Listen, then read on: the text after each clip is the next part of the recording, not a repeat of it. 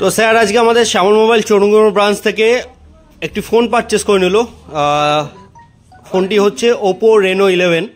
তো স্যারকে জিজ্ঞাসা করবো, স্যার আপনি কি কালারের ফোনটি পারচেস করলেন যদি একটু দেখান। ফোনটা পারচেস করলাম কিছুক্ষণ আগে, কালার দেখাচ্ছি তোমাদের, দেখো। আচ্ছা স্যার, গ্রে কালারের ফোনটা পারচেস করে নিয়েছে। আচ্ছা স্যার, আপনি এখানে যে ফোনটা পারচেস করেছেন এই ফোনটা কি আপনাকে কেউ সাজেস্ট করেছে না এখানে এসে আপনি সাজেশন নিয়েছেন?